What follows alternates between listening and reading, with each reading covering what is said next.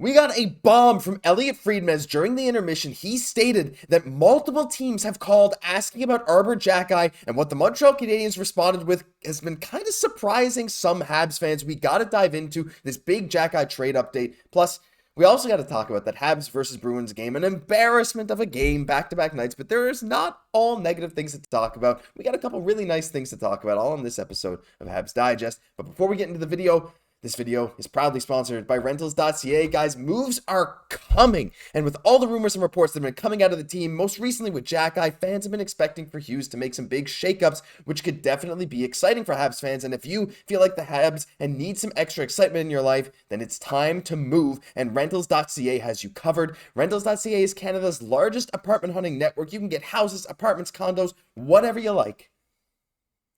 From coast to coast. Their website's super clean and easy to use. One of the greatest features on this website is their maps. You can really just look for the city of your choice and then look for the neighborhood of your choice. All you need to do is type that in, and then you're going to see great listings right there. Yeah, 100%. You can pinpoint exactly where you want to go. And shout out to Rentals.ca. They are huge Habs fans. As you guys know, they've been supporting us for a while. They're big supporters of Habs Digest. And if you want to support us, and if it's time to move for you, check out Rentals.ca in the pinned comment or description. Let's jump in first to the game, Jesse. And there's not a whole lot of great stuff, but in a 9-4 loss where Samuel Montembeault had his, you know what? I don't even know if I want to say it was his worst performance of the season. He got hung out to dry by the defense. He got hung out to dry for 8 goals. And the day Patrick Waugh was hired by the New York Islanders to be their interim head coach, the Habs left Montembeault in for 8 goals. Anyway, but at the same time, let's ignore the bottom there. Let's just ignore the fact that the Bruins dominated the Habs defense. We got to talk a bit about some positives. And the first thing, Josh Anderson back. Great to see him back and healthy. But Jesse, there's a lot to talk about. Caufield, Monahan, and Waugh, I think, namely, of course, Slafkovsky getting a point too. Let's start with Joshua Waugh, because honestly, for me, he has been so impressive since he's been put in the lineup with Monahan. He's been nothing but great on the ice. I thought he's fit in perfectly. What are your thoughts on Joshua Waugh so far?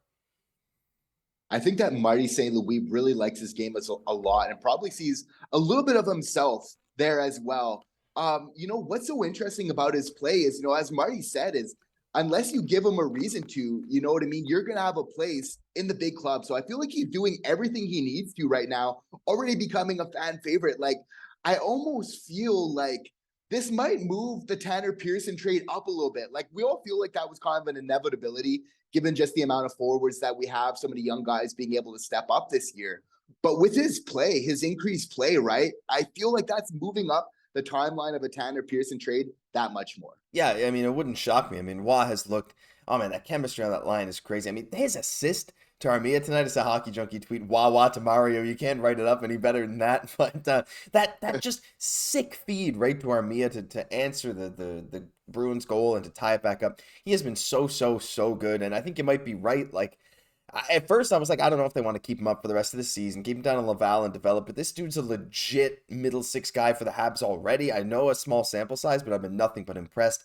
But on that same vein, I want to talk a bit about Monahan, who had 3 assists tonight. He's up to 31 points. Actually, I'm not sure if Hockey DB updated before or after the game. Regardless, he's playing amazing. He's currently outproducing Johnny Gaudreau. So that's a bit funny. His former Calgary teammate, he has more goals and more points in fewer games than Johnny Gaudreau. Better than Gaudreau. Just amazing stuff, Jesse. Monahan is definitely getting some teams noticing him. And, I mean, you got to feel like the price for him might even just be going up and up as of late.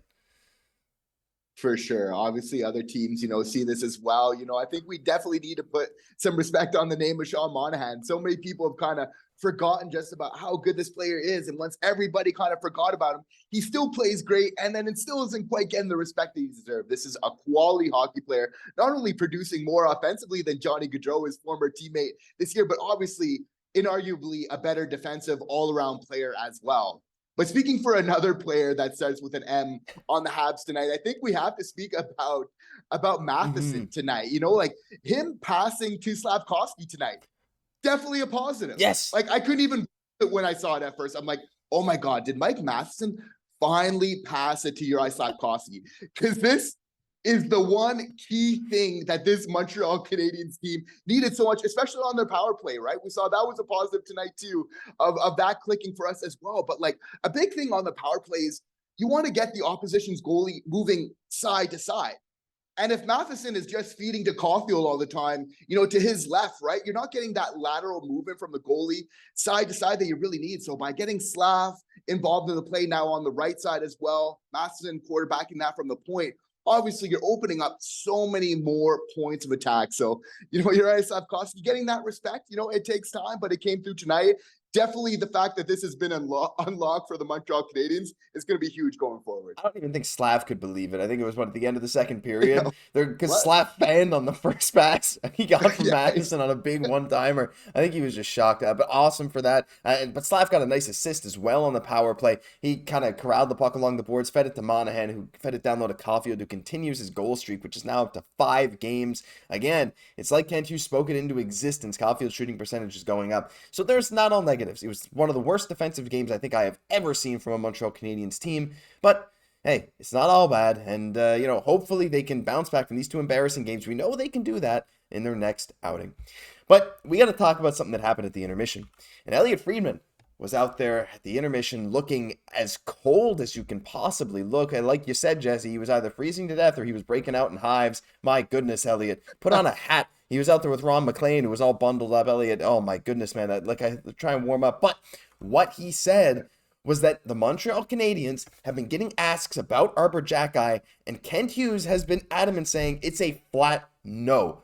Basically, Xhekaj is not touchable. He's untouchable going into this trade deadline. The Habs have said no to anyone that has even come calling. And Xhekaj has been really, really good as of late too, Jesse. Even if it's been in the AHL, 11 points in 17 games. And of course, his most recent game, shout out to Hab Prospect videos as always. They posted a great video on this. Go check it out. It's over 40,000 views now. Highlights from that game. It was a crazy game, Laval versus Belleville. Xhekaj, of course, getting into a fight, being physical the whole time. So this raises some questions for me, Jesse. Because my first reaction was, well, if Xhekaj's untouchable, to me that also means Guhle's untouchable, because Guhle at this point is better. And then also there's no way they're going to trade Hudson, and we still have Matheson. Like, what is the plan for the left D position heading into the next year or two? Because Matheson's still going to be here. Hudson could be here at the end of the year. Guhle's already there. Maybe he moves to right D, and then you still have Harris. You still have Struble. It just, I'm totally cool with not moving Xhekaj, but at the same time, I just wonder, like, when is this going to clear up? It's true, and I don't think that Xhekaj is necessarily untouchable yet, but they know what they have in him, and they don't want to sell before they really know fully what they have in Arber Xhekaj, which, from all intents and purposes, we're seeing right now is a very high ceiling that's just increasing all the time. But the vultures are kind of swirling right now. Maybe that's not the best way to refer to rival GMs and everything, but they're feeling like, okay, maybe he's outside of the graces for Kent Hughes, and that's the reason he's in with the Laval Rocket. I would argue the exact opposite.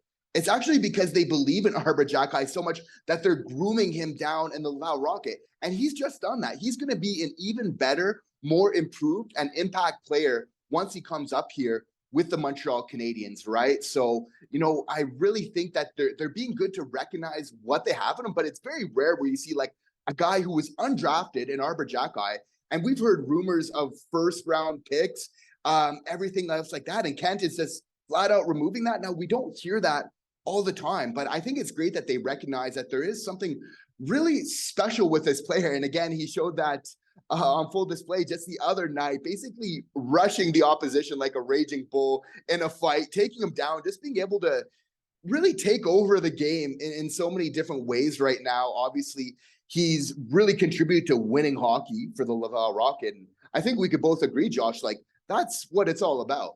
Yeah, it is. And if he's able to contribute to winning hockey, that's what every team wants. And like we've said a million times here, he's the kind of player that's, I don't want to say a dying breed because it's not, but it's definitely not as common as it used to be in hockey, like this kind of player. But again, like we've said before, a lot of people have him very high in his offensive upside, namely JF and Laval.